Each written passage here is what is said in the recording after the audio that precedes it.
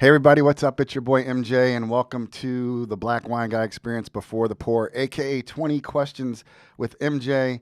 My guest today has amassed a cellar's, get that, what we did there, worth of degrees and experience. And not, well, actually, that's so good too, because it could be sell, because she does sell wine. But she brought some baller bottles from her cellar. Worth of degrees and experience in wine and service, and is currently the wine director of Gary's Wine and Marketplace, which is in, I believe, well, we'll get into that podcast. This is the before. This is all the blooper stuff. This is me working it out, making Brooke laugh. My guest today is Brooke Sabel. And yes, this is the Brooke Sabel who, if you've listened to the podcast, is the reason you guys got that bonus episode drop so early of the Before the Pour. So now it's her turn. But I digress. A little bit more about Brooke. Brooke has been featured in Real Simple Magazine, Travel and Leisure Magazine, Forbes, CondeNast Traveler, SOMM Journal and More! Exclamation point. Good job, producer. I was supposed to like, and more. Along with the James Beard Foundation, Brooke has participated in Star Chefs Somm Slam, okay, New Jersey Wine and Food Festival, and is one of the sommelier luminaries for the Nantucket Wine and Food Festival. Brooke was assistant wine director for Borgata Hotel and Casino and Spa in Atlantic City, where she developed wine lists for culinary masters Bobby Flay, Wolfgang Puck, and Michael Mina. Brooke also developed a wine program for Sir Richard Branson and New Jersey developer Bob Wojtowicz, she's going to correct that later, to develop the wine program at Natirar and its award-winning restaurant 90 Acres, where she held the position of opening wine director. It was her focus on sustainable, organic, biodynamic, and small production wines that garnered high accolades amongst her peers and the press. Welcome, Brooke. Thank you, MJ. It's a pleasure to finally be here and not get called out on yet another podcast. Yeah. Well, you know, that's just who you are. We'll get into that later. But to warm us up a bit, I'm going to start by asking you some personal questions. They're not really that personal. Followed by James Lipton's famous 10 questions from inside the actor's studio. Ooh. Okay, the key, answer them quickly. First thing comes to your mind. You ready? Yep. What's your favorite book? Ooh. Recently, it's been Untamed by Glennon Doyle. Okay. I don't know Glennon Doyle as an author. He's written, I know the name, but what else has Glennon written? She's written a few books, but she's most famously she married Abby Wambach. Okay. So. There you go. All right. What is your favorite movie? Goonies. Good enough for you. Good enough. I mean, that's Haystack Rock. I mean, the Truffle Shuffle. The Truffle Shuffle. Oh, now I gotta watch Goonies again. Damn it. Mm-hmm. Favorite musical artist, group, band? Well, according to Spotify recently, Adele was my most played. But I listen to every genre possible. I mean, from anything from blues to jazz to hip hop to Dave Matthews, you name it. Kind of like me, except I don't listen to Adele. That would be the only genre I don't listen to. They're just doper white girl singers, man. I'm just like Joss Stone, Nick Acosta. You know. There's quite a few. No, I know, but I'm older than you, so like I'm an old head. So Adele was, you know, she's good, but she was not on my Spotify. It's that time of year, right? It is. You know. And it's almost kind of scary at times where you're like, did I really listen to that song that many times? Doesn't that am song I 439 times this year? I'm not a depressed person. I know. Like, listen to Sarah McLachlan. Oh my God, what's wrong with me? Favorite food? What are you gonna eat? Last meal. What do you have? Oh my God, can I do it in courses? You know, I had somebody I did an IG live with. He had courses. Yeah. Yeah. Go ahead, knock yourself out. Caviar. Yeah. To start, fried chicken, tacos, and handmade pasta with truffles. What kind of tacos? Anything. Like the more authentic, the better. So like, what's that one called? What is that? There was a great taco place in Lompoc that Chad Melville took me to, and it was a hole in the wall, but it had the most amazing tacos. I don't know. I didn't have to go to Lompoc to find hole in the walls, but I'm sure it was good. That's all the thing. That's all the best ones for me were just like was like mom and pop shop, lard and everything. Not good for you vegans, but lard and everything. Just delicious. And I lived in Santa Barbara. I wasn't going out to the federal penitentiary. What you doing? Trying to put Chad Neville. You've been doing some love during lockup stuff, weren't you? Out Lompoc. No. No. I'd be afraid someone would escape and run into the vineyard and take me hostage. I used to go out there. I'm just kidding. Who's your favorite athlete? I do have a golf background, and so Jack Nicklaus and watching Arnold Palmer, those were like classics to me, and watching golf with my father. So that's kind of where I go. But I said athlete. So you're saying golf? Golf is a game. Ooh, then it's tough. Brett Favre. I mean, I'm a Green Bay Packer. Okay. All right.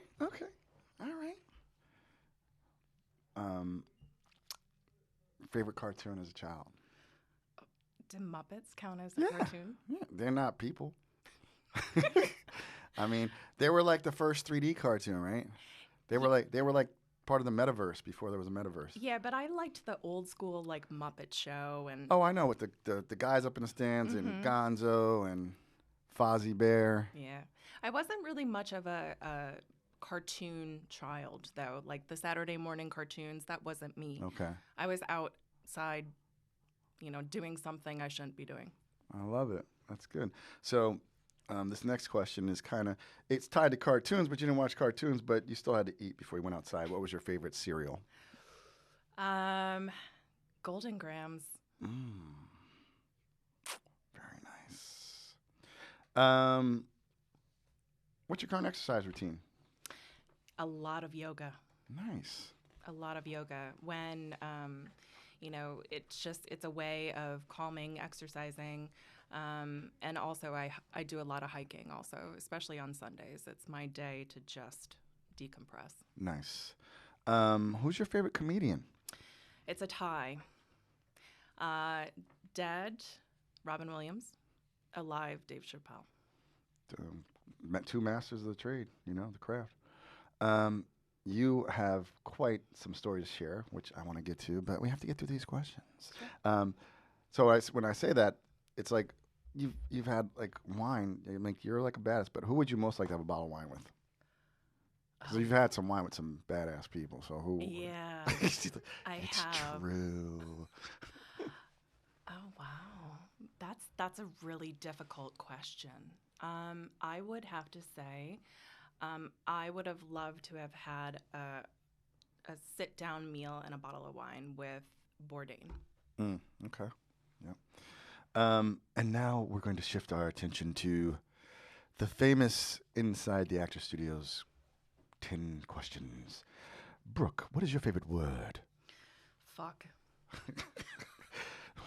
What is your least favorite word? Unfuck. No, I hate this word with a passion. It's moist. Oh my God. Okay, so I literally just got chills up and down my spine. Listen, so this is like show 51 or 50, I don't even know. Like at least 10% of the guests say that word? Said that was their least favorite word. Yeah. I don't know. I just, oh, no. All right. What turns so when I see the Duncan Hines, I like freak out when I see the boxes. Yeah, I literally can't look at the Duncan Hines box. All right, we're gonna shift gears. What turns you on? Being around family, friends, and travel. Okay. What turns you off? Pettiness. Just somebody that just isn't genuine. What sound or noise do you love? Laughter. What sound or noise do you hate? Screeching of tires. You know what I hate? I hate those fucking Whistler mufflers. And they're always on like a ratty. Camaro. No, not even. It's like a ratty Honda Civic, 3-tone with a fucking whale tail on the back. And some sort of like something on the back Yeah, window. yeah, exactly. I fucking hate that. What's your favorite curse word? Fuck. There you go. um, what profession other than your own would you like to attempt? I would have been in the golf industry. Very cool. I saw your friend. She's a golf pro. Your little post, 17 years. So yeah, that's very cool. I fucking golf. That's like not my game. We have to. Joe and I have to get you out on the course. Fuck that. Can we tempt you like with some bottles? Possibly. You know, Yeah, like, sure. Like, MJ, come, exactly. come. Yeah, sure. You made it through another hole. Yeah, exactly. just put me down. Like, just put me down for 12 strokes. Just give me a glass of fucking wine. What profession would you not like to do?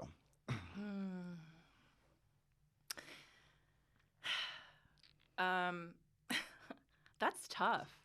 Because there's quite a few that I just don't. I'm thankful that I don't. Mm-hmm. I guess as much as I respect the profession, I wouldn't want to be a doctor because someone's life is truly in your hands, and like I just. People, I get it. Listen, that's why I wasn't a lawyer. I was like, fuck, what do you mean practice law? What do you mean practice medicine? You better do medicine. Mm-hmm. Like, you don't whoops, missed one. Yeah, I have so much Sorry, respect. going to jail for life. I'll get him next time. I learned a lot from this case. I have so much respect for the profession. I've got friends that are doctors, and I'm just like, I can't do what you do. Yeah, no doubt. I can't even pour a bottle of wine without spilling it. Imagine like having to cut somebody. Fuck that. Mm-mm. Okay, lastly, if heaven exists, what would you like to hear God say when you arrive at the pearly gates? It's about time.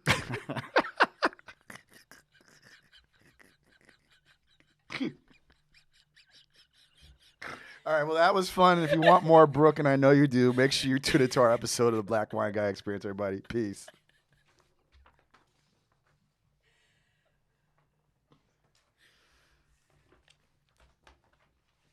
Hey, everybody, what's up? It's your boy, MJ. Welcome to the Black Wine Guy Experience. My guest today has amassed a cellar's worth of degrees and experiences in wine, service, and is currently the wine director for Gary's Wine and Marketplace. Please welcome Ms. Brooke Sabel. Brooke has been featured in Real Simple Magazine, Travel and Leisure Magazine, Forbes, CondeNast Traveler, SOMM Journal, and more. Along with the James Beard Foundation, Brooke has participated in Star Chefs Somm Slam, New Jersey. Somm Slam. Listen, it's just I participated in stuff. Yeah, she's done a lot of stuff. The New Jersey Wine and Food Festival, and is one of the sommelier luminaries for the Nantucket Wine and Food Festival. Brooke was assistant wine director for Borgata Hotel, Casino and Spa in Atlantic City, where she developed wine lists for culinary masters Bobby Flay, Wolfgang Puck, and Michael Mina. Brooke also developed a wine program for Sir Richard Branson and New Jersey developer Bob Wojtowicz, but I'm going to call him Wojtowicz because it just takes me back to watching Barney Miller when I was a kid. But she developed the wine program at Natirar and its award-winning restaurant 90 Acres, where she held the position of opening wine director. And it was her focus on sustainable, organic, biodynamic, and small production wines that garnered high accolades amongst her peers and the press. And also, this is the same Brooke Sabel who got called out in the Before the Pour bonus episode. She is finally here. Welcome, Brooke. Thanks, MJ. I'm so happy to finally be here and, to be able to not get called out on yet another podcast. You like it. I know you got called out on drinking on the job the other day. Yep. It's a pain in the ass. Yep. That I love. So, Brooke, tell people about this first wine we got going right here. So the first wine that we have is really, truly near and dear to my heart. I mean, Kathy Corson She is just a rock star in Napa Valley. And she, like myself, took a wine class in college that changed her life. And so I attempted to bring the very first vintage that she ever made, but realized that I had consumed that. So much for amassing a cellar of wine. Yeah, so I brought you the next best, which is the 89 vintage. Now, 89, she was actually still making this at Chapelet. Okay. And this is a cool vintage. But Kathy does so well with ageability with her wines and cool vintages that she's just a badass. Very nice, very nice. It's delicious. Glad I brought the Durand. I'm glad you brought the Durand. I just knew you. I was like, because like Brooke is one of these people, right? So I am like one of those people who nobody, where I'm from, nobody knows who I am. Like I'm a nobody. I grew up in Jersey. I'm like a nobody in Jersey. So I went to this wine dinner with new friend Joe Bembry. His wife Karen was on the podcast, and he's like, "Oh yeah, my girl Brooke's coming," and like so it's like a bunch of wine professionals, and Brooke just casually comes in a little bit late. I don't know if it was on purpose, but like it was like the Red Sea party. Like it was like, oh, the Queen is here. I was like, who is this? Who the fuck is this? I was like, who is this? I don't know. Who's this? And she's like, who's that guy? She's the only one black guy, and it's Joe here. So who the hell is this guy? So like when I saw, I was like, obviously we sat at the same table, got to talk to you, and I was like, just you're a badass, wine badass. So I'm so glad you're here. You're one of those. You're like La Femme Nikita of wine. Like I was gonna say, you're like kind of like a wine. Like if you're like, I probably have had a drink with that person before. Yeah, exactly. Probably. Mm-hmm. Yeah. So let's start at the beginning, Brooke. Where were you born? I was born in a small town in Wisconsin called Clintonville, just outside of Green Bay. Okay. And I'm an only child. And so my father realized that when he had a daughter, that he wanted to start giving me skill sets, and so that way I could be able to hang out with any man. So the first thing that he did was he put a golf club in my hand. And so at the age of 3, I started to play golf. But the one thing is that I never wanted to wear shoes. And I hated practicing, but I was good at it, but I didn't like to follow the rules. So you could have been like the female Tiger Woods. I wouldn't say that. But instead you want to be like Chevy Chase character in Caddyshack and just out on the green putting at night barefoot. Exactly. No. Exactly. Yeah. I've done that before too. Doesn't surprise me. some major putts, like in the dark, after drinks with college friends. Do you have to wear shoes on the course? Yeah. I thought it might be one of those. See, that's one of them weird rules. Yeah, I just like the grass. Yeah, I'm thinking. Just what I know about like grass is so grounding and just fun. Like I think you'd have a better feel for the course barefoot. Yeah, and you can get the grip. Yep. Between your toes, Yep. which is kind of weird, but yeah. So only child. What tell me like that explains it why she's a queen. Next now, like it all makes sense now. It's all starting to come together. Right? Okay, this is a great episode of podcast. Everybody, bye. So you absolutely had to have friends, like so. Small town, kids play on the street type thing. Yes, and my father had a retail grocery business. Okay. And so I was constantly going to work with him, and my mother also was a part of his business. And so I was constantly smelling things and eating things that I probably shouldn't have. And I was very social as a child. My parents always took me out to dinner, and I had to converse with adults, and we didn't have phones or anything to distract us at tables. Right. And so I always loved conversation, and especially with older people. So I was always talking. often got me in trouble. In class, I was, the class clown. I was, chatty Cathy. Got it. So, which I can see how if you, like, why hospitality? I mean, we'll get to that, but, like, you were used to dealing with adults at a young age, like, and you understand the language of service and as a young person, would you say, like, because when you're a child, like, you're having conversations, but you're still respectful. Like, it kind of teaches you, like, there's boundaries in hospitality. Would you say, like, there's some? Oh, Yeah. yeah. And boundaries. And I really wanted to get to understand where somebody was coming from and enjoy the conversation. That's deep for a kid. I mean, I was pretty deep. I there were things that I had to go through, that just really gave me that confidence. And it was a lot as a child. I had a situation with my mother where I had to take care of her, and I had to grow up really quick. And so when I was in 7th grade, I had to stay at home and help while my father went to work.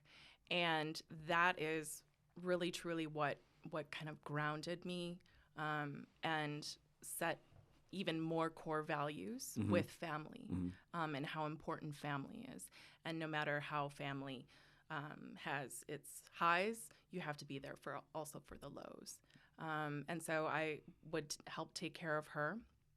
And then I would also do my homework at the same time, and I got straight A's. So I thrive in chaos and pressure. Yeah, very cool. So prior to that, did your family do a lot of travel? Extensive. We did a lot of travel, and by extensive, it wasn't on vacations to Europe or things like that, but it was traveling within the United States and eating and enjoying things along the way. And my grandfather, he was very well traveled. He traveled to 40 different countries. And the very first chance, I was his oldest granddaughter on my mother's side. He took my cousin and I, who was 3 months younger than me. We went to Disneyland, and we had to learn manners. And it was sharing, you press the up button on the elevator, I press the down button. So I was always in Chicago, enjoying a great meal or a show or shopping. And so Chicago was kind of our Chicago's your big city, yeah, in the Midwest. Chicago right? was our big city, and Minneapolis too. Yeah. Yeah. But when I think, I don't know, but everybody I know, like, from Wisconsin was like, they're going to city. I'm like, it was Chicago typically, which is really cool. So it sounds like your parents were loving and generous. So you're getting straight A's, you're taking care of your mom, and then it comes time to go to university. And you decide on not the University of Wisconsin at Madison. You decide on the University of Wisconsin Stout. That's where there was paths in between, but I eventually ended up at University of Wisconsin Stout because I didn't know what the hell I wanted to do after high school. And so I took a test from a career counselor, and all signs pointed to she needs to be in hospitality. She needs to be entertaining people. She needs to be with people. She needs to be making people laugh. And so the program at University of Wisconsin Stout was 4th in the nation at the time. Okay. Behind Cornell, UNLV, and Florida State. And so it was just a shoo-in for me to go. So yeah, in-state tuition. The practical daughter. Yeah. And it was far enough away. It was about 3.5 hours away, and where it was like kind of a pain. Right. For my parents to come visit, but it was also accessible for them to come visit. Right. And also, like, I need to do laundry. Let me go home this weekend. Let's keep with it. Exactly. Like, you know what? I'm going to go home this weekend. Exactly. Or all my high school friends, were coming back for homecoming, and, who's throwing the party.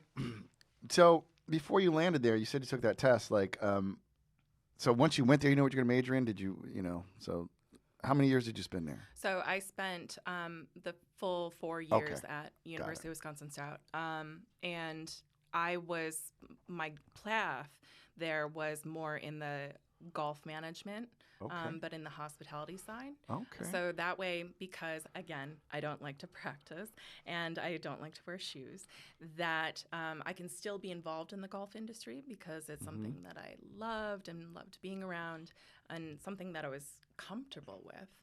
And then I took a wine class. Right, I was going to say in the intro, you said why you brought this wine was because you feel, what's that word? A connection with Kathy because she took a wine class. And so what class was that, and how did that put you on this new trajectory that brought you here today with me? You're so happy you did that, right? Yes. So it was a wine class. It was called Wine and Spirits, and it was on a Thursday night. And first things first, let me just say, I got through 4 years of college without a Friday class. That's how you do it. That's how you do it. I know 4 years, like that's, you are the queen. It's like, that reminds me of that scene. You ever see PCU? Yeah. When Pippin goes, he goes, first of all, class is nothing before noon and on Friday. Like, so, okay. And because of that, when I went to college, like Thursday night was when you started your weekend. So you had this class for wines and spirits on Thursday. Okay. Yeah, so I looked at it as pre-gaming. And I took it with one of my college roommates. And it only was a block away from our house because I lived in the sorority house. And so we just looked at it as pre-gaming before the bar. And it was the class, it was that one professor that fills up a class in like 30 seconds because he's just so passionate and just so driven and so engaging. And so Thursday night, and he got drinks. And you got to drink. There is that one credit. professor, but then throw in some alcohol. Yeah, it's a wrap. So I remember it distinctly. It was a big lecture hall, and there was a couple hundred students, and it was 6 Sauvignon Blancs in front of me, and they were all blind. And I just remember picking up the glasses and smelling, and all of a sudden this out-of-body experience just happened. I was like, I smell lemongrass, I smell honeysuckle, I smell this, I smell that. And it was just crazy. And the professor said to me, it's like, Brooke, I need to see you after class. And I thought it was because I was drinking all my roommates' wine. I'm getting like way too chatty, like I'm the trouble child. And he came up to me and he's like, I have to ask, has wine been a part of your lifestyle growing up? And I said, no, my mother really doesn't drink, and my father drinks scotch. Prefers the Cutty Sark. And he said, I just have to tell you, your palate is one of the most advanced palates I've ever seen. Do you know you can make a career out of wine? And I said, excuse me, what? I'm sorry. What? My eyes just like exploded. It was like, wow, okay, I could do this for a living. So I didn't go to the bar that night. I went home and I researched wine as a career. And found it to be fascinating and very multifaceted. And I went into, he had office hours the next day, and I went in and I said, so I'm going to tell the PGA Tour that I am not going to be coming and working with them, that I am going to pursue wine as a career. And then he tells me about some courses that he was doing overseas. And then I called my father. So I know, I'm like, okay, so how does one get a internship or job with the PGA Tour? How does that happen? There just so happened to be where they needed a bartender one time to do in one of the hospitality tents one year. And so I'm like, okay, I'll be that girl. I made so much money. So much money. Like I said, I just made some connections, and they were offering me an internship to work in hospitality. So to do more of setting up the hospitality tents for Cadillac and various organizations. I knew she had stories. Like, okay, so let's just continue. So you called your dad. So then I called my father, and I said, Dad, hi, I love you. I need $5,000 because I'm going to go to Spain, and I'm going to go on a wine trip. And he goes, excuse me, what? He's like, so I'm not getting those tickets? Exactly. He's like, you're dead to me. I was like, going to be balling on the PGA Tour. So he very reluctantly gave me the money, and I went with the professor and a group of students to Spain. We traveled around, and we studied in Rioja, and then we ended up on Palma in Mallorca.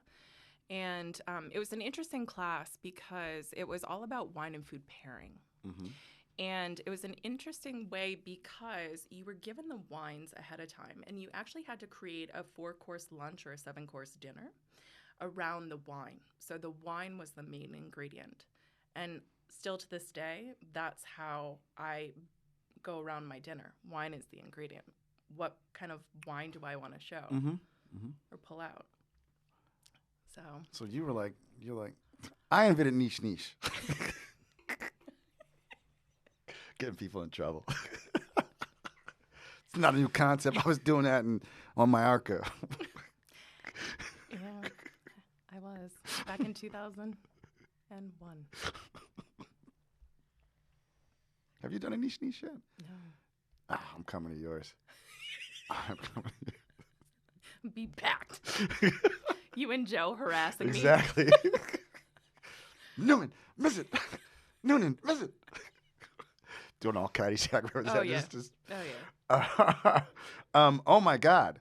Like, so you go from lemongrass and cut grass and hay from the vineyard of the manger with Jesus Christ to being in Rioja. Yep. And I mean, was that your first time going overseas as well? Yes. Wow. Yeah. How long of a trip was that?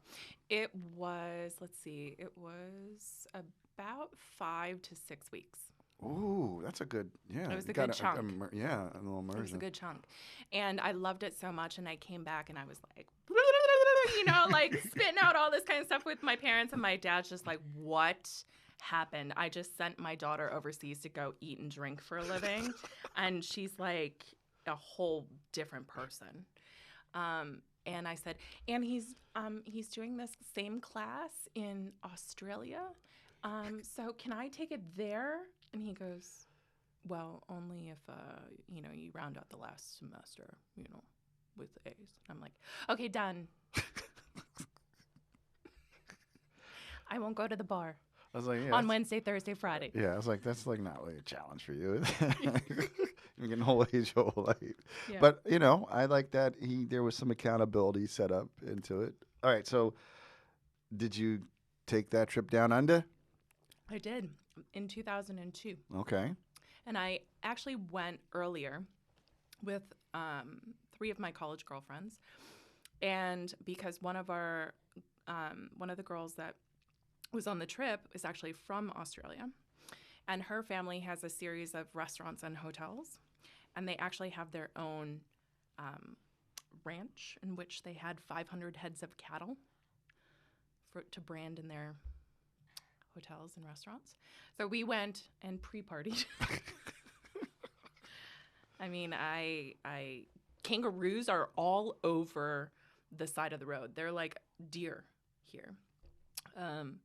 And we went all over Bondi Beach, Coffs Harbor. We were all Sydney pub crawl. Been there, done that. Who's climbed the Darling Harbor Bridge, with jumpsuit and maybe nothing underneath? Me. Did you go to any footy matches? Did you go see some footy? No, I didn't. Okay. So I know a few things about Australia. Just want to do things. So what was that? So what year was that? There's 02? '02. Okay. So that's kind of like the height of big Aussie fruit bomb. Yeah. So how did food and wine pairing go with that trip? I mean, obviously, like I know now we have John and Jane and people like there's Australia's. Talk about Australia wine culture because people think it's like new, but it's been around for a long time. It's been around for a long time, but like you said, it's gone through its ebbs and flows, and it's definitely on its way back. Back when I was there, it was, Marquis Phillips. It was, the Velvet Glove. It was all that Grateful Palate shit. Yeah, everything was 15. If it was 15% alcohol, it was kind of low. But when it was also the Australian dollar was 2 to R1 then. So I thought of everything as 50% off. Yeah. So I went into wine stores, and there was a wine store in Bondi Beach that I went to. And I went in, and I'm like, do you have any Penfolds Grange? and they're like, well, yes. They looked at me like what's this young woman coming in and asking about Penfolds Grange? And I ended up walking out with 6 bottles and paid $500. Shit. Why didn't you bring one of those? Because I drank them. Yeah. That's like ludicrous. Like what? Like one bottle would have been like 500 over here back then. I know. But that's see that when you know, you know. So like yeah. So what was what do you pair with like the Velvet Glove? Like what? Luckily I didn't pair anything with the Velvet Glove, because it's too hard, it's too big, it's too ripe. Maybe a piece, like tiny little piece of dark chocolate with some compote, but my palate was definitely more towards that Penfolds Grange. But we studied in the Hunter Valley, and so we focused on a lot of Semillon. Okay. And I actually had to make kangaroo tail soup. I was gonna say I was like, what wine goes with kangaroo? I don't want to be facetious, but there's so many of them. It would seem they would eat them because it was just it's like because it's like venison. Yeah, I would think it's like they're but venison. the tail, when we prepared it, it's the lean. Obviously, it's a very, very lean meat. And so we just crisp it up like pancetta and bacon, and we put it on top of the soup. What else did you do? I know there's something you're leaving out. And then I met the Prime Minister of Australia. Nope. Okay. I just didn't want to. It's like, let's see. No.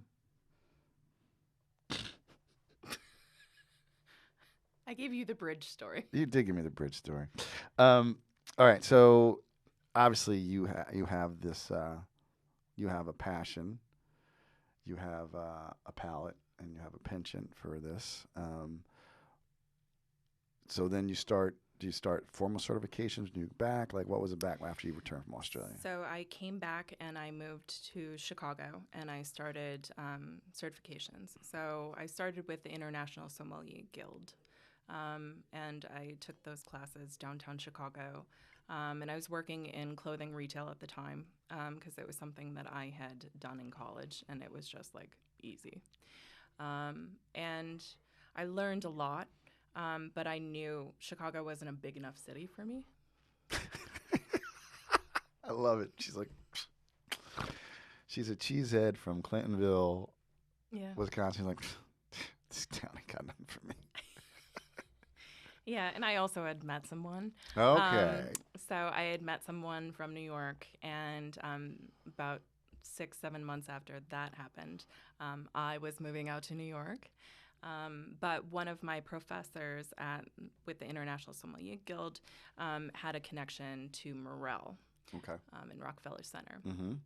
And so I came, and they weren't ready for the position yet. So I was like, well, what am I going to do? And again, I just met someone, and it was in a distributor in New Jersey, but I lasted 3 months. I couldn't stand it. It was like It wasn't for me. It wasn't the right portfolio. It was like I was just too green.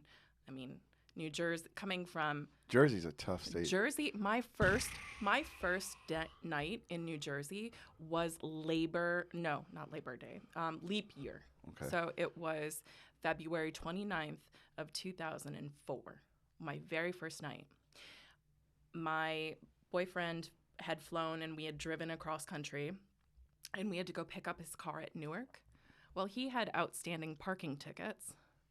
And he ended up getting thrown in jail while I had a cop take me around Newark to different ATMs to get bail money because the ATMs would only give you a certain amount. And I had to go bail him out my very first night in New Jersey. So you got love for Jersey is what you're saying. I got introduced to Newark really quick.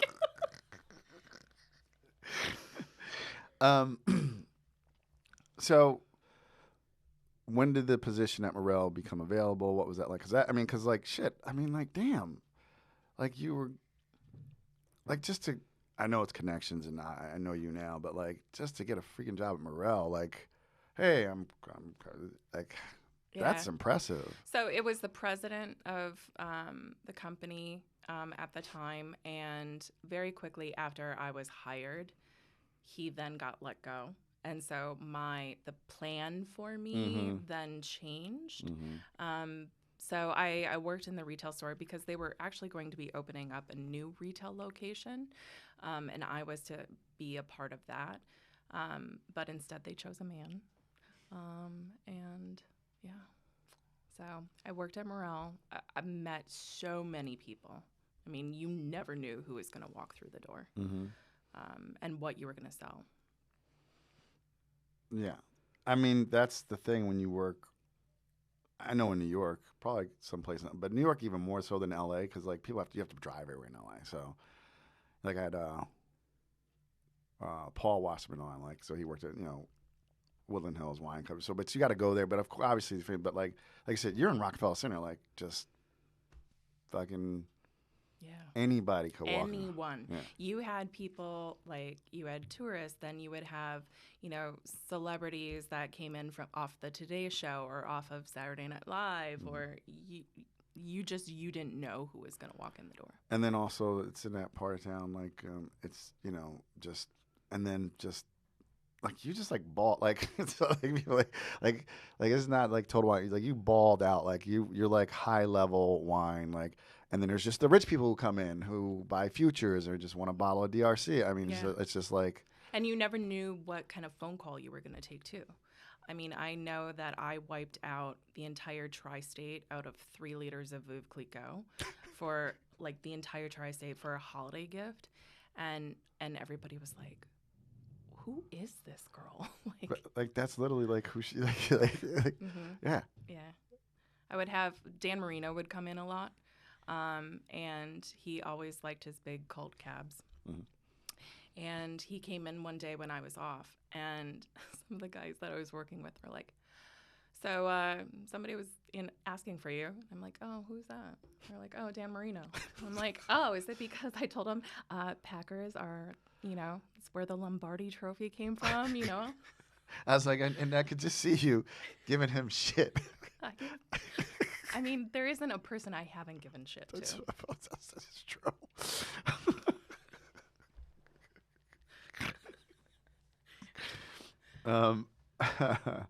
So,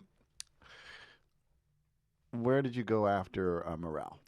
So after Morel, I took actually some time off because Morel was a challenge, and it was a challenge just because I was a young white female, and I had to get aggressive when it came to sales or hey, like I'm somebody too. And so I took some time off and I laid on a beach. And I got a phone call from my then boyfriend at the time, and he just happened to be, one of his clients was the CFO of Merrill Lynch, who just so happened to be friends with a master of wine. And he said, you have a job next week. Get off the beach. And I've already booked your flight. You're coming home.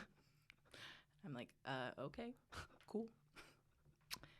Awesome. So then I met with Joe Bembry and Chris Cree and sat down with them. And I mean, that's where I learned so much and had so much fun.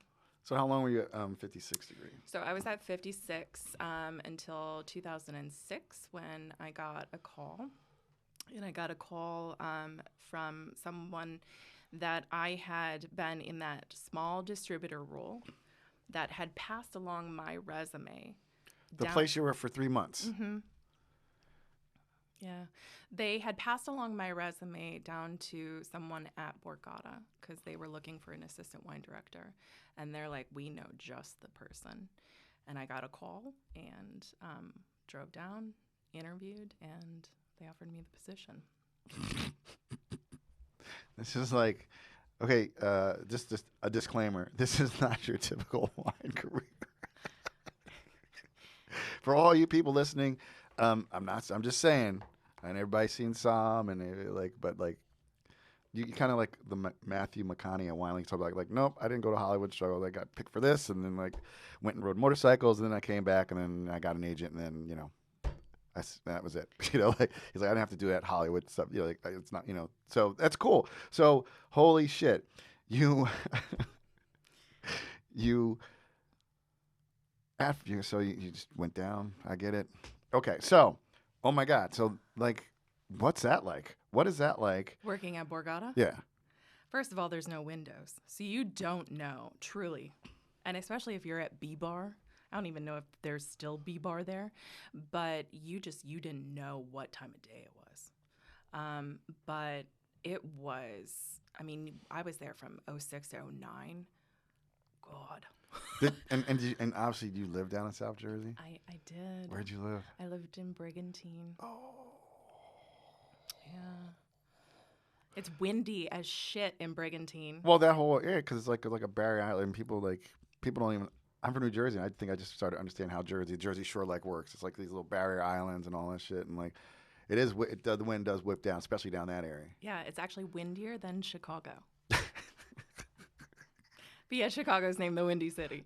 Yeah, it's windy. My condo was a block off the beach, and it was... Sounded cool at first. I'm going to block off the beach. Yeah.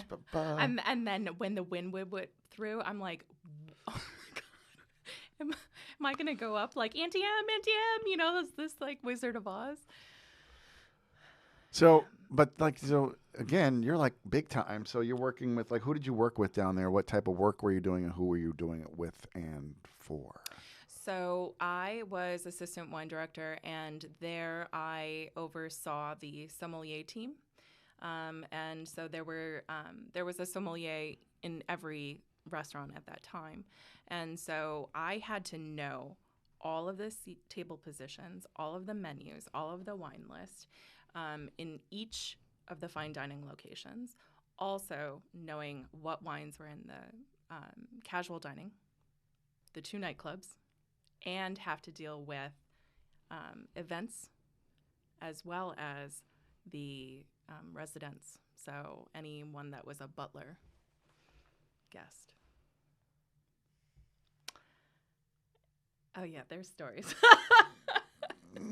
So you were doing stuff for Bobby Flay, Wolfgang Puck, right? Yeah, so Flay, Michael Mina, Wolfgang Puck, all 3 of those had restaurants in the new wing. Then there was Old Homestead, Ombra, Specchio, eventually Izakaya came. And so I had to essentially help write the lists and work with wine directors like Raj and the sommeliers. And we also had Wine Spectator Grand Tour come down, and we hosted them twice. So partied with quite a few of James Mosworth and James Suckling, Bruce Anderson. They're a fun crew. I'm gonna leave that one alone. It was a different time, different place, different industry.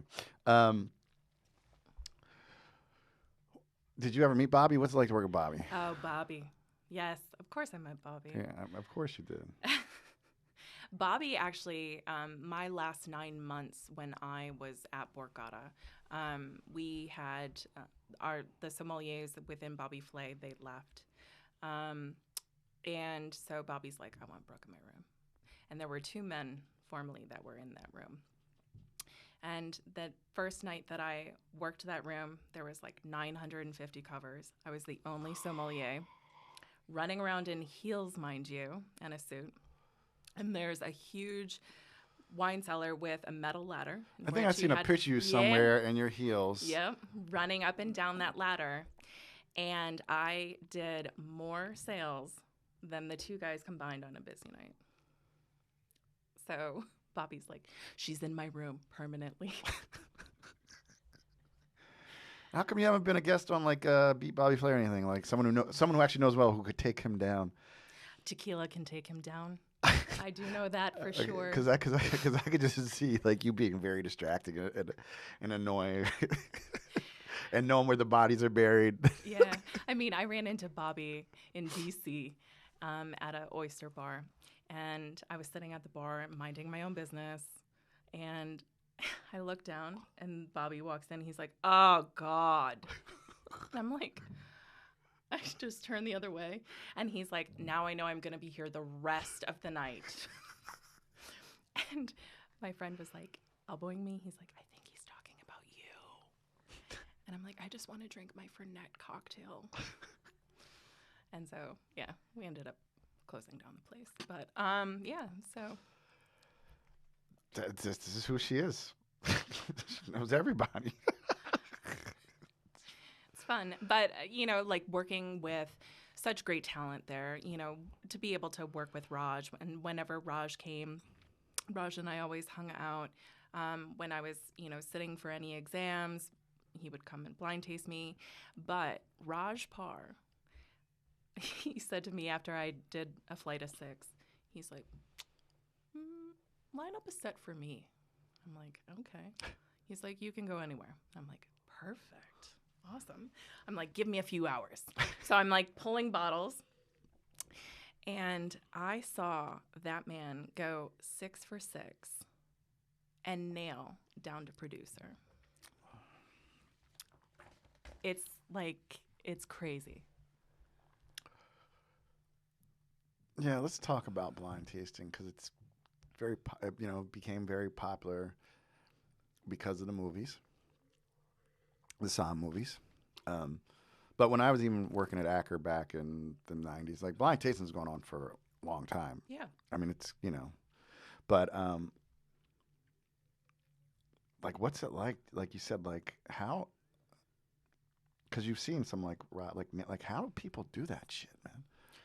Like how, I mean, like I'm sure I could get grape, possibly region, but then you get the fucking producer. I've never seen that happen other than Raj. Never have I seen that. I've never seen it in person, but it was in the third Somm, the where the guy's like, he knew exactly, because he had been there. There's only one person in the world who makes Pinot Noir like this. And they were like, holy, like, and they did like, he nailed the like vineyard vintage producer. Like that's sick. I mean, like, because obviously this go back, you have a great palate, but like to be able to get that information, like, because you're not tasting these wines on a regular basis. No, it's almost photographic memory, or muscle memory. Yeah. And whenever I taste wine, I'm constantly like, oh, how is this developed? Okay, so if there's a great glass of wine, let me see how it develops over the course of 2 hours. And whenever I was a sommelier and somebody came in, brought a baller bottle, they would always extend a glass to me, and I would keep those glasses, and I would love to see how they developed. When I was at Borgata, there was a gentleman that used to come in all the time and order 90 Latoche. And one day, I got a call. He wants his bottle. I'm like, perfect. I walk over to the table. I said, is there going to be 2 of you? He's like, bring 2 glasses. Okay. 90 Latosh. Perfect. Serve him. He hands me the glass back, hands me the bottle back, and he goes, I just wanted a glass. And so it took that bottle. Of course, I called all the sommeliers after that. You're better boss than I am. Yeah. But I made that glass last for a couple hours because I wanted to see how it evolved. So there are people who listen to this who don't know, like, what's like a bottle? What was a bottle then? Of 90 Latosh? Yeah. I'm pretty sure it was between $4,000 and $5,000. Yeah, so it's probably about 15,000 at least now. Yeah, and we had a 6-liter of RC at Borgata too, and a 6-liter of 85 Sassicaia, which I sold and drank. Oh man, it's hard being a wine director sometimes. You know. You know what? We're gonna take a quick break, and we'll be back with more Brooke.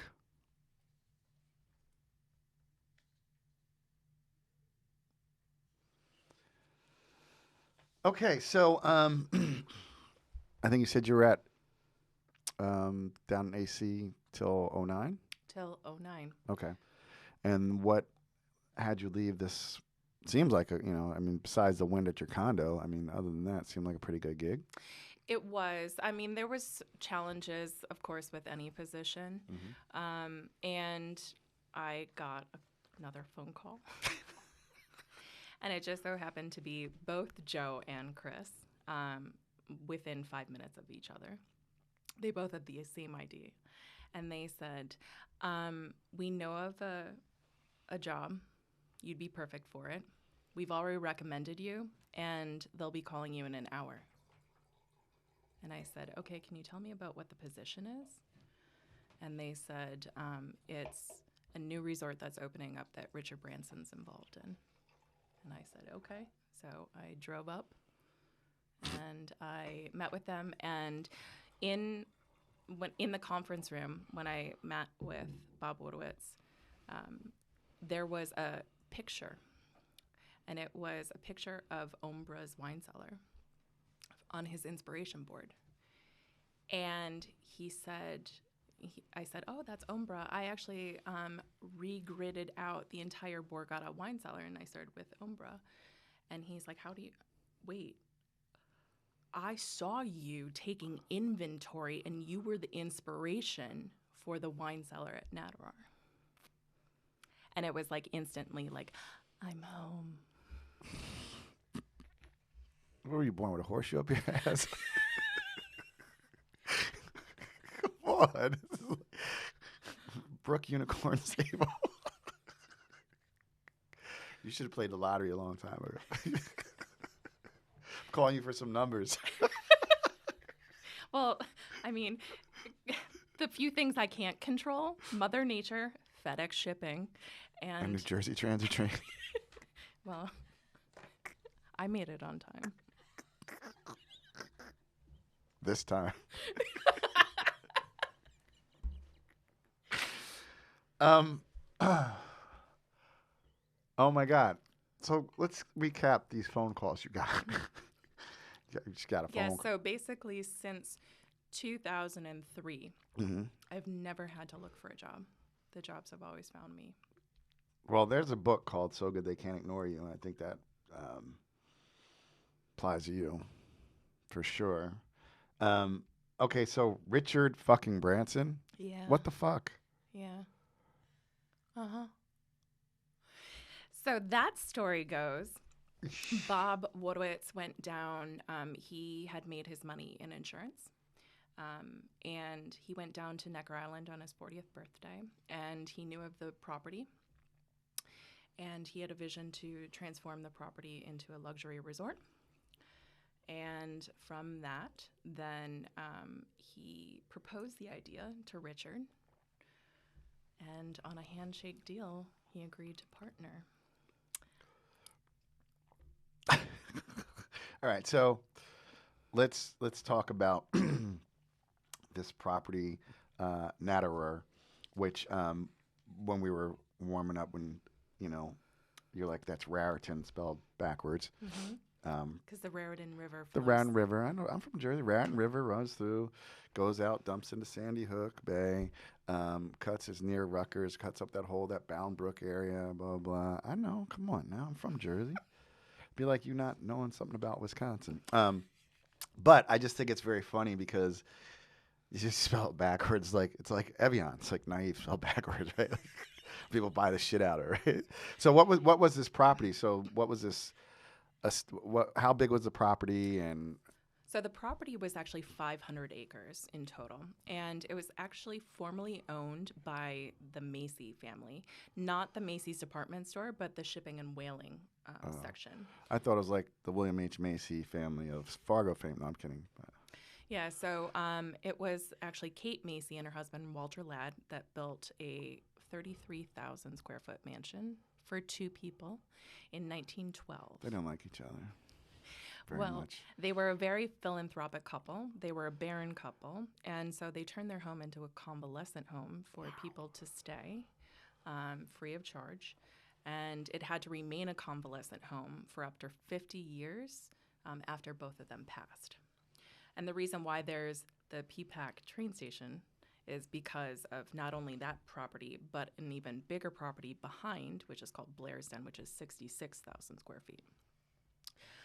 So there's this huge, gorgeous mansion on site. And then the restaurant was in the former stables and carriage house. And so that was 11,000 square feet. And so they had to redo and rebuild out. They added a glass room, which was the kitchen. The cooking school was in the former garage. There's a 14-acre farm that the chefs could source the ingredients from. It's crazy. So we transformed the mansion into an event space. Okay. And then I ran the wine for the property. So, and you were actually the inspiration for it. What was it like to actually? Was that the first time you built out a wine cellar from scratch? From scratch. Mm-hmm. And one of my main focuses was Kathy Corson. I actually had 4 pages of Kathy Corson wines. I had the largest collection of her wines outside of the winery. And so when I was at the 25-year tasting at Skurnik, we had a great lunch there, and she's like, "There's somebody here that actually knows my wines just as intimately as I do," and that's Brooke. Because every time I would go out to Napa, she would blind me. And so then, of course, she would have to be my first winemaker dinner when I was there. And, yeah, it was fun. How much, what was your budget? How much money did you put into that wine cellar? There was quite a bit. It was under $1 million. It wasn't anything super, super crazy, but it was all wines that I truly loved. And focusing on that small production, boutique, sustainable, organic, biodynamic, focusing on the farming.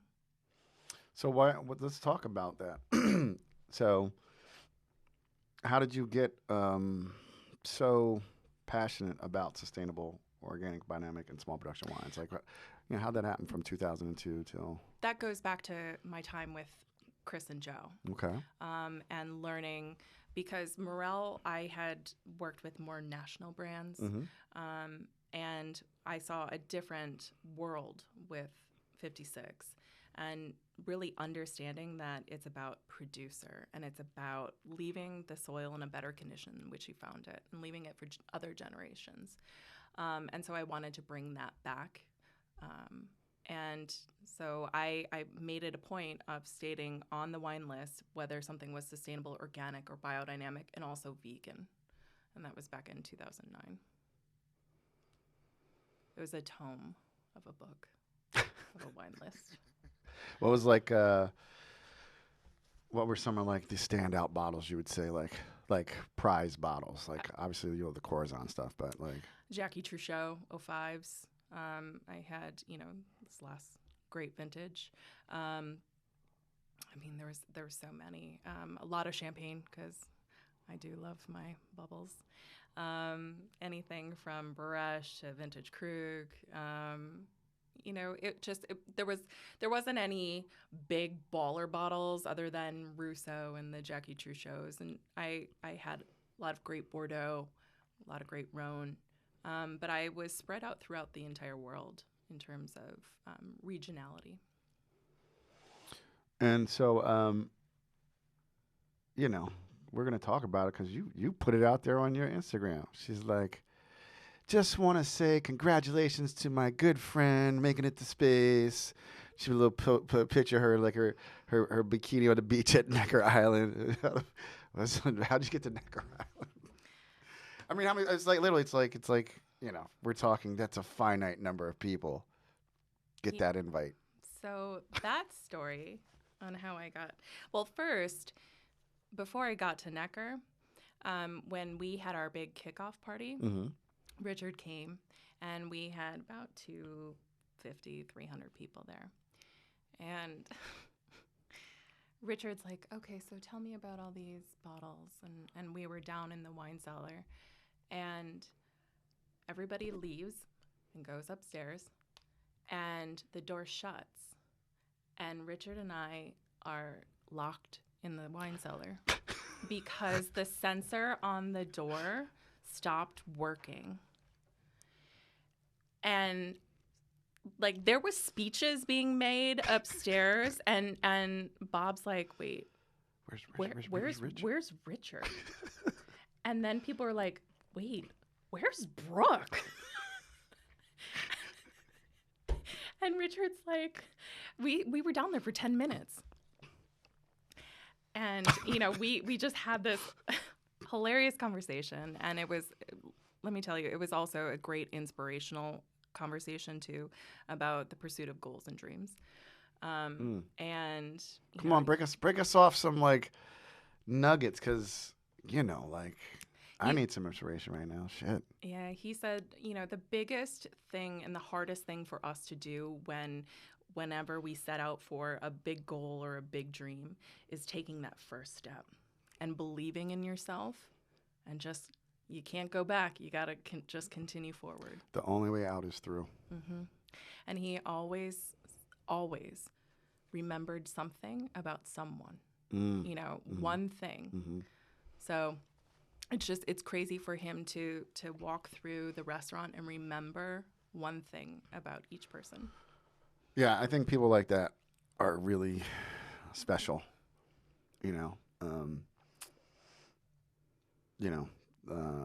They just can connect very quickly, and they remember. And that's not common. Do we live, like you said, warming up?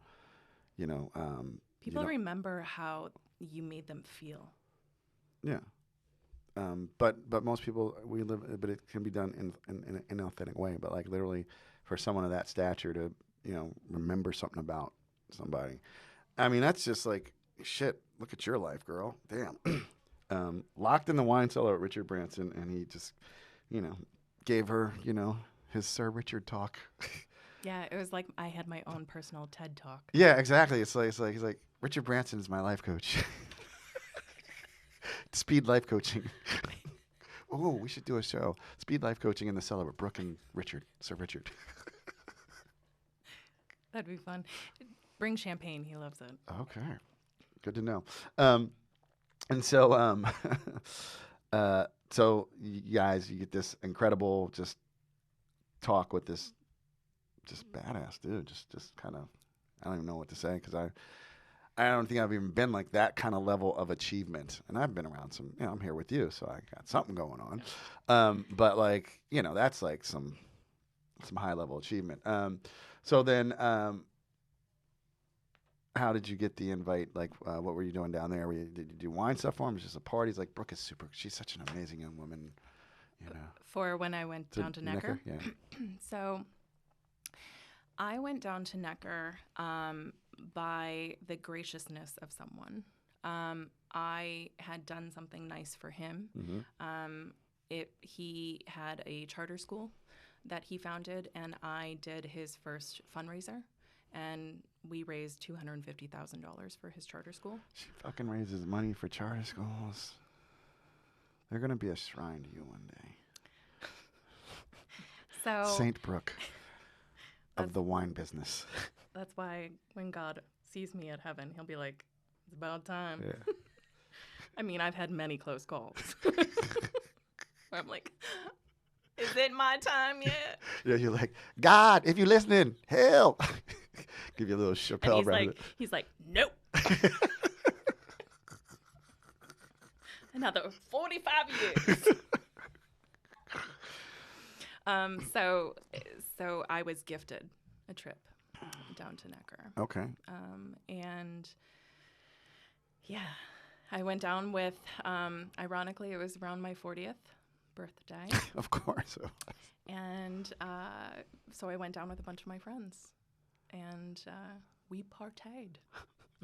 And I didn't get locked in a cellar with Richard, but Richard showed me the cellars that he had all of his team in the cellars when the hurricane came through. Oh, I'd heard about that. Because the hurricane came through, and the eye of the hurricane was right above Necker. And he had just reopened Necker. Because of the storm, he had lost everything. He had lost all the trees. There was a lot of damage to the structures, but the only thing in the main house that was still standing and still intact was this glass table, and right above it is the disco ball. So he said, always remember that even in a shitstorm, you gotta fucking party on the table.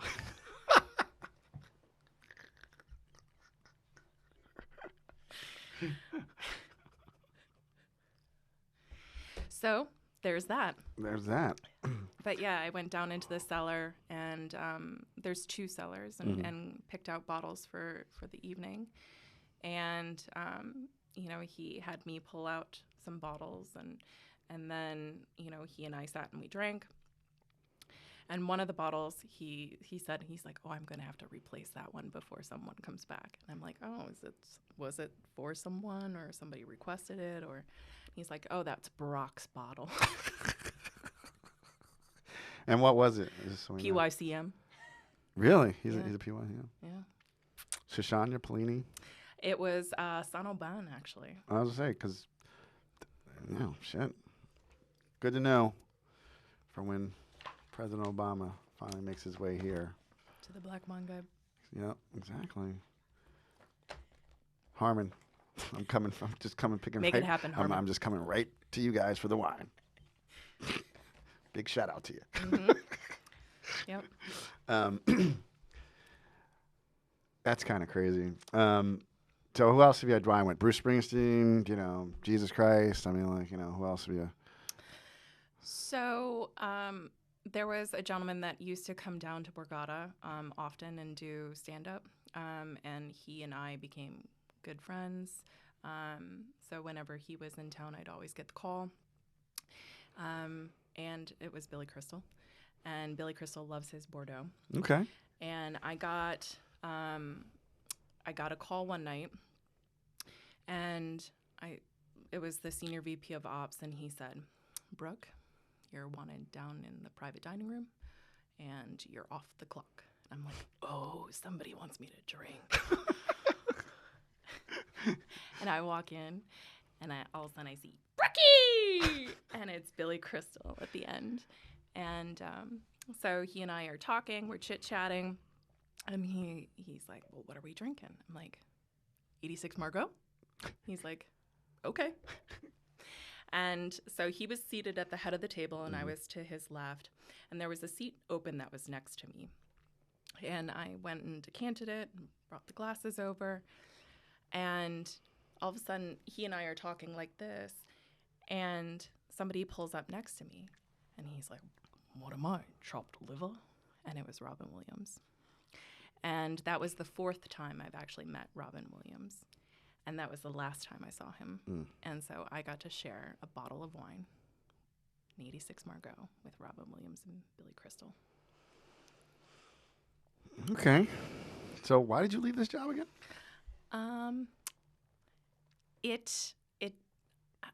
I wanted windows. I wanted to see the light. I wanted a new challenge. Okay. Also, you had '08. You had the market crash, Yeah. and so you weren't getting in the people buying the baller bottles necessarily anymore. Sure. So it was a pivot for me, and I was looking to go elsewhere, but job found me. All right. So then, what did you do after Natirar? So when I was at Natirar, I was doing some consulting for a hotel group, and I was talking to some friends of mine, and I said, "Oh, I think I'm ready to hang up the restaurant hat. I want my nights, I want my weekends. I'm getting old." And I got a phone call. I need a job. Ring. Just like straight from Brooke's mouth to God's ears to the phone. Yeah, so I got a phone call from my friend Ian Doran, and he said, so I just was talking to Gary Fish, and he is needing a wine director, and I think you're perfect for it. And if you're interested, I'm going to tell him you're interested. And Gary immediately called, and he's like, "Wait, you're going to leave Natirar?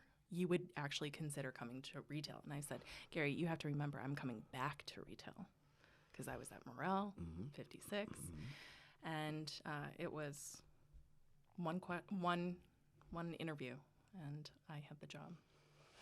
So there's probably a lot of people who don't know Gary's. Tell people about Gary's and what a director of wine does for a place like that.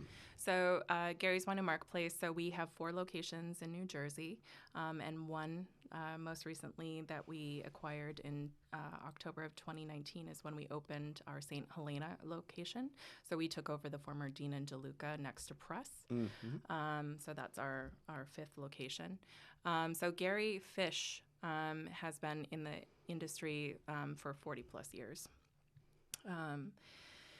And he started off as a retail, a wine salesman for Fedway, for larger distributor, and he started a small retail shop with his brother, and then started to slowly then build up his empire. And so for my role, what I do is I'm the head buyer. So I oversee a buying team. So I have a new Spanish and Portuguese buyer. I have an Italian buyer, and I have a gentleman that does my Bordeaux and Rosé and our direct imports. I have a spirit team, a beer team, and so then I buy everything else. And I work with Gary on private labels. I do blends with him and focus and working with winemakers, and we have a number of different private label wines that we do. And I go out to auction with him, and we put up paddles and buy bottles for Premier Napa Valley and Oregon, Sonoma. I travel. I eat cheese. I educate the staff. I have fun. Yeah. What's it I like? Sell to collectors. Yeah, Jesus. How is it? What's it like when? Because I had Harmon on. I talked about it's pretty badass when you can move east to west. Like what was that like? And it was the Dean and Lucas right next to Press Napa Valley, which has which is the largest collection of California old vintages. Like how did people pull that shit off? I'm such an underachiever. Well, we knew that because we had been out for Premier Napa Valley in February. Okay. And we knew that you walked in the building and Dean DeLuca was like crickets. The shelves were empty. People were still getting coffee, but the wine shelves were empty. And it was so sad. That's an iconic space. And we learned that it was going to be on the market. And so snatch that up real quick. And what's been the response to because and it's Napa, but still it's a small community. What's a... Well, I mean, this is the first year that we've actually had doors open. True, because we opened in October of 2019. We opened October 4th, I believe. And then we quickly had to close. It was grand opening, grand closing. Pretty much. And then you had COVID, and then you had fires. And it was a real challenge. And Gary was virtually stuck. I mean, he came back in March, the week of when everything started shutting down. When we were like, oh shit, this shit is kind of real. So he came back to New Jersey and stayed put. And that store has had its share of challenges, for sure. And now with dealing with supply chain and labor shortages, it's not easy with that store, but it's also doing tremendously well. So you're a director of wine and 5 locations. You guys ship nationwide pretty much? Yeah. How have you been affected? Like, what's going on with this supply chain shit? I mean, getting product is a challenge. Just the champagne. Yeah, talk as like an example. Because I mean, I don't think people are really getting. Well. So I knew. Damn. What, we crush it? No, we didn't crush it.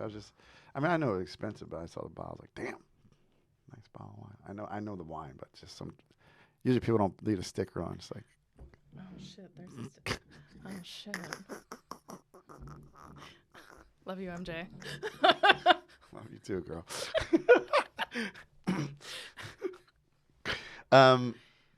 Talk about like some of the challenges that you're facing now as we move in, as we're at the end of Q4, but it's also the time most alcohol and liquor sales happen is fourth quarter, because Thanksgiving, it's like from September on is when this, for people who don't know, like obviously a lot of we buy wine, we buy all the time, but like in a retail setting, it's September through the end of the year is like when it's bananas.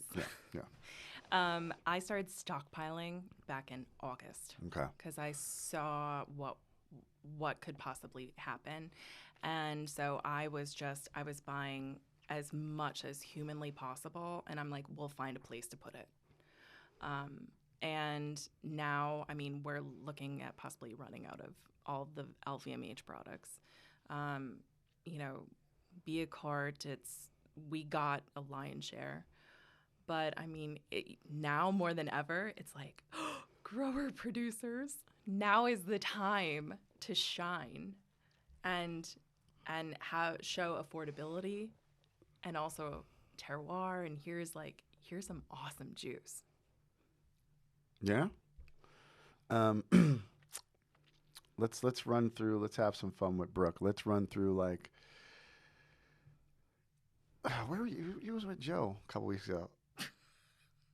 What kind of stupid bottles did y'all pull out? You're like, just getting together with friends. That's why Joe, Patrick, and I all needed Borgata the next day. Thank you for the gift, by the way. You're she welcome. brought me some Borgata. Not many people know about Borgata. I didn't know about Borgata. I tried that one of the other shits with the prickly pear juice, supposedly. I was like, Borgata. Yeah. Half tablets, great. Full tablet when it's like a banger of a night. A Joe Bembry night. Borgata, Berocca. You can find it at Walgreens, CVS, and Amazon subscription. Trust me, it makes a great stocking stuffer. It's great even if you haven't drank before, like drank the night before, I mean. Just if you're feeling like off. It's great. It's loaded with electrolytes. We want to thank Borgata for this sponsoring this episode. Like, y'all. I'm not sponsored. I should be. I know. I'm like, shit. It was great. CVS owes you. Walgreens, they all owe you. And clearly, she's saving 5% because she's got the Amazon subscription. Stocking stuffers. All of my friends are like, yo, do you need my stocking stuffer gift? I'll take some more Barocca.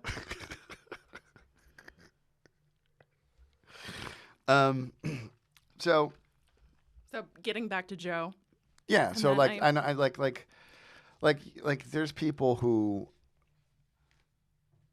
like I drink okay, you know, and then because I have a very California palate, I'm not gonna lie, which I'm fine with, but I like see like shit like you're like, and then we had this white burgundy, and we had this like what was that? And like just run it down for some people who like, because we're at the end of the year and like maybe people want some special bottles, but like these are just like I'm getting together with friends and we all know wine, like kind of like where do you start? Where do you start with champagne? Then where do you go to white burgundy? And if you go to California, is it the Serratide? Like what? Come on. Well, we like to, with my group of friends and with Joe, we focus on either somebody's got a baller bottle that they want to break out and like that particular evening, that bender, that was Joe wanted to pull out True Show, and so that was the whole reason for us getting together, and I'm like, okay, well, I'll bring some stuff, and I'm like,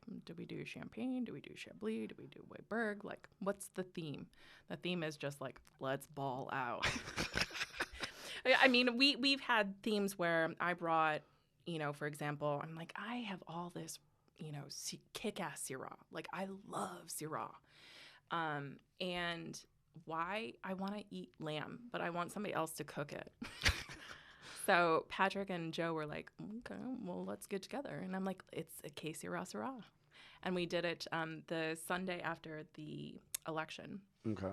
In Patrick's backyard, and we did courses. We did lamb meatballs, lamb shanks, and lamb burgers, and just balled out on Clop and Chat Hermitage, 82 La Chapelle. The bottles are meant to be shared. Yeah. With great friends, great people, like people that enjoy, and just a conversation. So I mentioned we met at the Magnum party, and then like this is now I know more about her because I've been talking to her for a few minutes here. Tell everybody what you rolled in that one with. Oh, so it was a Magnum party. You had to bring a Magnum. Yeah, and everybody's like bringing super culty stuff. I mean, I'm shocked that there was only one bottle of bubbles. By the way, I think we all were. That was a killer bottle though, and that was like that was like. She, that was I don't even know how she even got that one. Like, Robert was like, whoa. Wait, whoa. You're taking out the Savant? It's like, whoa, slow your roll. No, I rolled in with Conterno Barbera 06 mag. I fucking love Barbera, and then Conterno, and then out of a mag. Yeah, it was pretty on point that night. It was. I sat right next to her. I'm like, do you have discretion your wine? Yeah. Oh, I was like, what did I bring? Okay, yeah, I remember what I brought. I was out of mag. It was like, You brought Ramey. Yeah, it was an old Ramey. Yeah.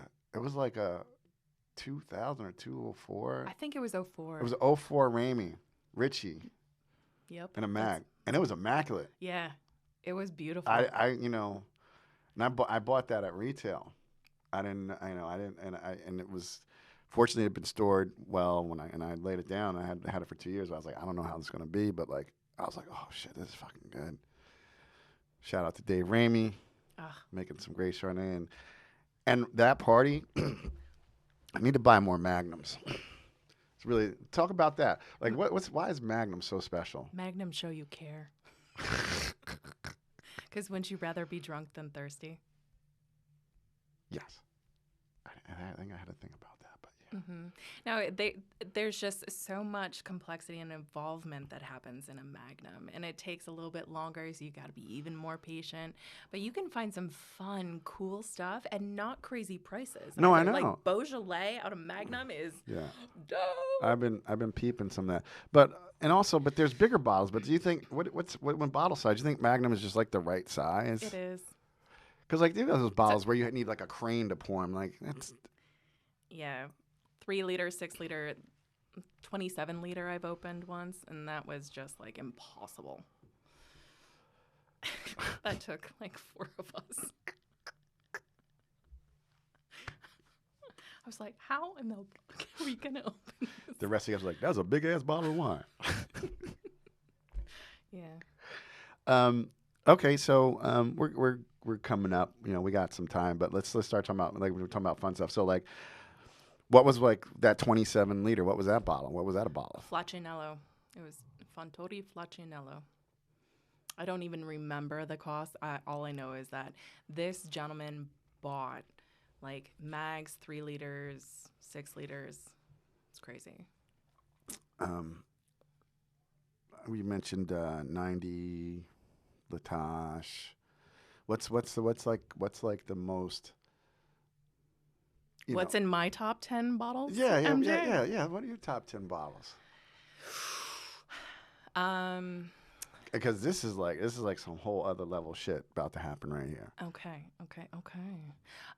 So in my lineup is Freddie Mounier, Mousini, 17 out of barrel. I literally cried when I tasted that with Peter Wasserman and Freddie.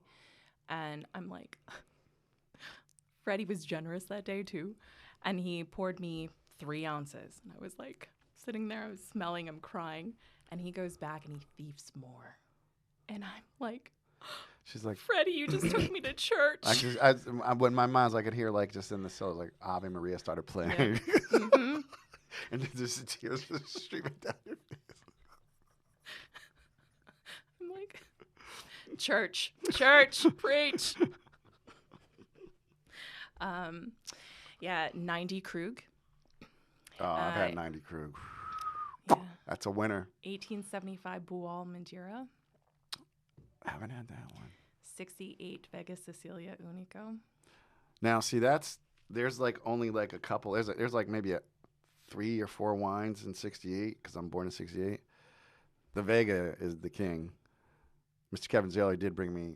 I know. 68. And it was so good. It's like the only California wine that was good that year. And it was Heights Martha's, eucalyptus, dark fruit, leather. It was I couldn't believe that wine. I couldn't believe it was 53 years old. I could not believe it. It was so good. So, but the Vega, I mean, that thing will last another 100 years. Yeah. I've had first year Opus, 79 Opus. Okay. Which we tasted against a bunch of 79 Bordeaux's and with my sommelier friends for my 40th. And we still talk about that bottle. And I got another one from Michael Salacci. So, yeah. That's how I roll. Let's see. 79 Claude Menil. And 47 Petrus. I might have had that, but it was so long ago. And where am I at? 66 Romani Conti. So, a few. So, what are you doing for the holidays? Like, what are you doing? What wines you drink? You go home for the holiday, or what are you doing? I'm driving down to Florida to see my parents. Home is now Florida. I love it. Yeah. Snowbirds. And I'm driving because I don't want to have to deal with any of the holiday traffic, like in airports and canceled flights. And I know. I was going to go to Santa Barbara for Thanksgiving, and then it was like 2 weeks before. I was like, holy shit, they're canceling like 1,500 flights. I'm like, fuck that. Yeah. I do not want to be stuck in an airport. But I wasn't driving to California, but I didn't want to be stuck in an airport. So I hear you. And I mean, just drive down, cruise down. So you're this big wine director, buyer, what's the word? Wonderkin, unicorn. Have you upped your parents' wine game? Like, my mother definitely loves her Krug. So she happily enjoys that, and my father really doesn't drink much anymore. So. And do you usually bring the bottles down or have them shipped or shipped. But that's right, you can have them shipped. Yeah, but why pay for shipping when plus I might get thirsty, in the hotel room. I'm also packing caviar, some spotted cow beer, which I still owe Pedro Capiello his beer. Oh, for what? Because he asked for some. Oh, man. You know, I know. Yeah, the people I know we make dumb bets all the time sometimes. In this business.